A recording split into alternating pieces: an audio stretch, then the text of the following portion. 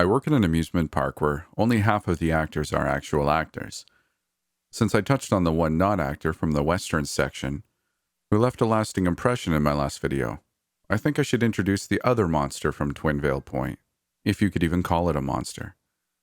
However, I need to get some things out of the way regarding the Pretender's origins before I get started. None of us actors know where they come from or what they are. All of them have been here long before any of us started working our current jobs.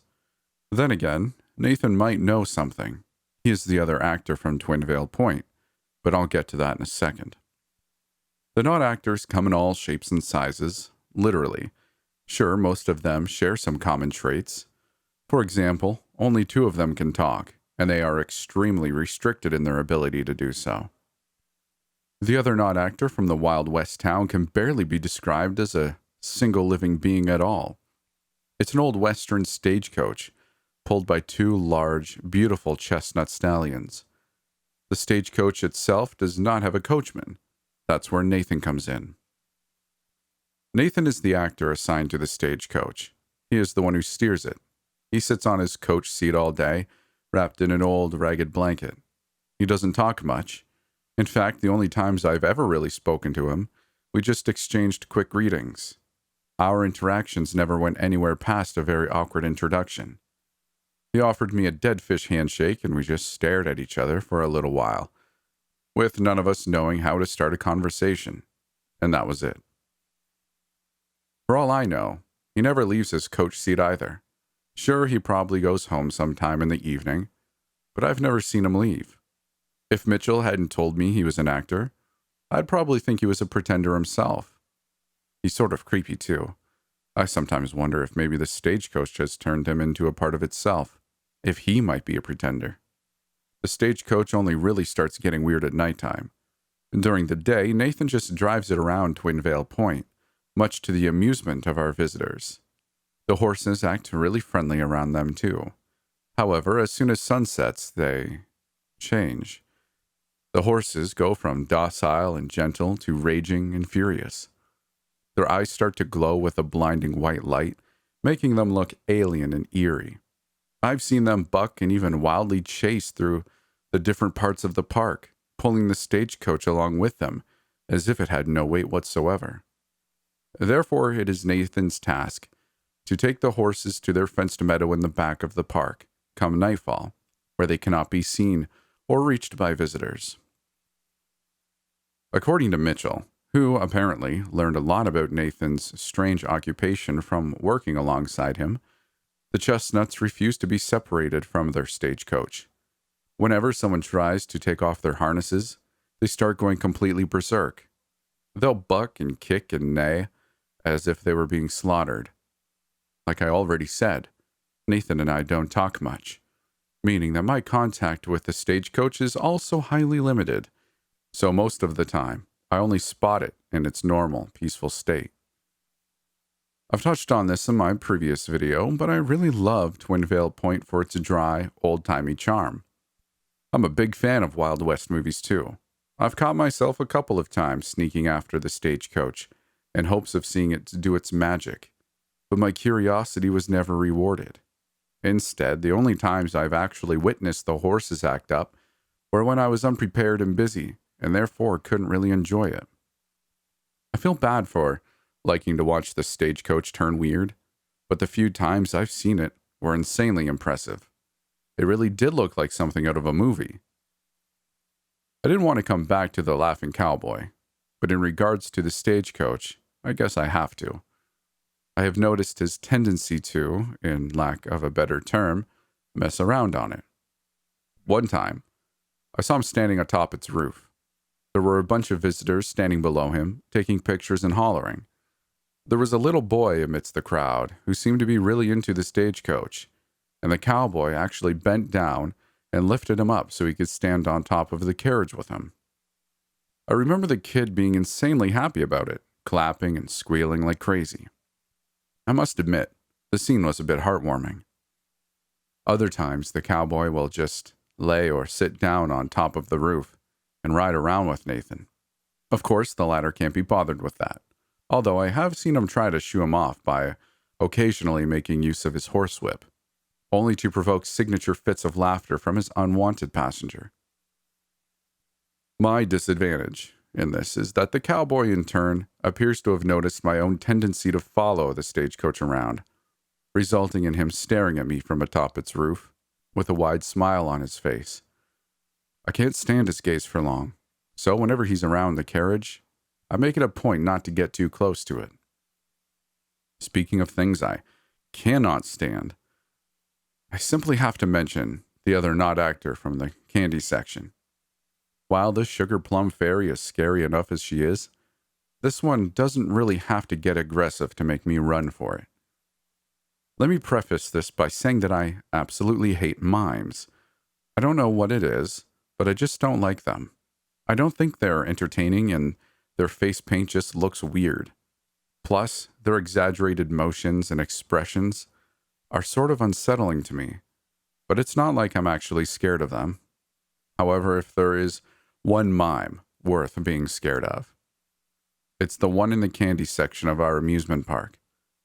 The actor assigned to him is Anne. She's a sweet, bubbly girl who I get along with splendidly. Her costume is a clown outfit, but it's really cute. Pink and frilly, not one of those creepy ones you see in horror movies. The kids love her, and for some reason that is just absolutely beyond me. They also love the mime. He spends all day hopping around his part of the park, making balloon animals for the children, and handing out candy to them. However, not unlike the laughing cowboy, the mime has these days on which he's in a bit of a strange mood. Thankfully, one can determine what kind of state he's in just by looking at him. So all Anne really has to do is assess his behavior in the morning and then decide on whether to let him out to roam the park for the day. He's the only human-like pretender who sleeps in a sheltered cage instead of a trailer or something similarly comfortable. The mime's shelter might have a bit of a prison cell look to it, but at least there's a roof above it, and there's blankets and pillows and stuff. He is simply too dangerous on his bad days. It is very easy to tell when he's not fit to be let out. The first time I saw him like that was on a cool morning in early June. We were expecting a ton of visitors that day, so the other actors and I had decided we were going to use our walkie-talkies. I was in my and Darius's break room, the latter having not yet arrived, and in the process of dressing up when, to my surprise, the portable radio came crackling to life. "Hi, anyone here already?" Anne's cheerful voice came from the small device. I grinned. "Hey, Anne." "Glad I'm not the only one who's early," she replied. "Hey, could you come over? I kinda need a second opinion here." "Oh, trouble with the mime?" I asked. "Yeah, sort of. I'm not sure if I should let him out today. He seems fine, but I have a bad feeling about this. I can't explain why, but I'm really not sure." "Well, okay then. Give me a minute. I'm heading over right away," I assured her. I was not fully dressed up yet, but I didn't want to keep Anne waiting. So I walked over to the candy section in my black, frilly Monster Hunter dress shirt and yoga pants, a combination that caused my coworker to laugh at me for about 2 minutes straight, before finally getting to the point. She led me over to the mime's shed, which was hidden behind a row of booths. Looking through the bars of the cage, I found the mime standing in there, upright and perfectly still. He looked back at us with a thin smile. He was very quiet. "I feel like he's messing with me," she explained in a low voice when we were out of earshot from the pretender again. "He's never been so calm before. He's usually way more excited." "Yeah, but come on. You really think he's, smart enough to try and deceive you?" I asked. "I always thought you two were on good terms." "Yes, but I just can't say for sure this time. Do you think I should let him out?" I frowned. "We can't keep him in there if he's not acting up. I mean, he hasn't done anything wrong. I think it wouldn't be fair. I've never seen him be hostile before, but this really doesn't look too bad." Anne sighed. "You're right. I guess I was just worrying too much again." She reached into her pocket and retrieved a small key, which she turned inside the door lock and then continued to unlatch the 2 additional deadbolts. She opened the door and the mime stepped outside. "Hey," she greeted him. "Sorry I kept you waiting." He didn't react. Instead, he sunk to his knees and threw his head back. Oh crap, I could hear Ann mutter before he opened his mouth.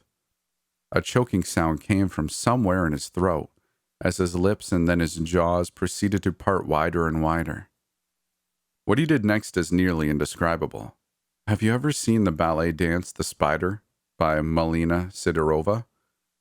It's amazing as a performance, but when the mime dropped on all fours with the corners of his mouth stretched all the way to his ears and began to hiss at us, it was not quite as pretty. He was standing on the tips of his fingers and toes, his back bent at an unnatural angle. I cursed myself for having dressed up completely before leaving the break room. My whip might have served as a good means of defense. The mime scuttled past us at an alarming speed, and Anne and I exchanged quick, knowing glances before sprinting off after him. I can't actually believe he tricked me, Anne panted.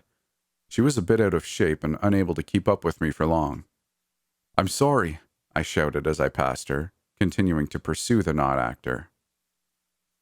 The mime was incredibly fast. I found myself wheezing and gasping for air after about 8 minutes of following him through the candy section. Eventually, I had to stop to catch my breath, and before I knew it, I had lost sight of him. I cursed. Suddenly, out of the corner of my eye, I saw a shadow vanish behind the stage where the sugar plum fairy always dances on. She had not been let out yet, so the stage itself was deserted, but I was certain I could hear the tapping of feet behind it. I made my way around its back, but he wasn't there. At least that's what I thought, before something wet and warm hit my head. I slowly looked up to find the mime hovering over me. He was holding on to the stage's metal light fixture and staring down at me, his mouth still opened unnaturally wide. Drops of saliva were dripping from his tongue, which was hanging out from his maw. I stood frozen in horror for what felt like an eternity, not daring to break the stare of the pretender. I could feel my heart pounding wildly in my chest, and my hands beginning to tremble. The mime seemed to slowly, ever so slowly, lower himself towards the ground. Suddenly I saw something fly past me out of the corner of my eye and collide with the mime's head. The not actor let out a sharp hiss of pain, and I took a step back just in time as he had lost his grip on the light fixture and fell to the ground. I took my chance and threw myself on top of him to hold him in place and instantly began to yell for Anne to come to me. The thing that had caused the mime to fall was a small but heavy rock. I discovered it lying on the ground next to me while I was waiting for Anne to arrive, still holding the struggling pretender in place. To this day, I have no idea who had thrown that rock, but whoever it was probably spared me a lot of physical pain. I'm not sure if I would have stood a chance against the mime if it weren't for this short but effective distraction. Either way, I can only repeat that I am not fond of mimes whatsoever, and the one we have in our park sure isn't helping that. Also, Anne has agreed to never take my advice again. As you might expect, I kept apologizing to her for a long while after that incident. Lastly, I should probably mention that I talked to Maxine about the Sugar Plum Fairy's enclosure. She explained that the trailer she lives in is very secure, albeit old, and that it holds a bed for her to sleep in. Some of you suggested it might be helpful to give her a bigger space to stay in for the night, since all she seems to want to do is dance around, meaning that she would not be as opposed to returning into the trailer. To me and Maxine, this makes total sense, and it would also spare us a lot of trouble. We've decided to try and approach Dale about the issue, but I'm not sure any type of conversation with him will lead to positive results. I think I've said it before, but he's a douche. Still, trying doesn't hurt, and that's what we're going to do. I guess we'll just see how it goes.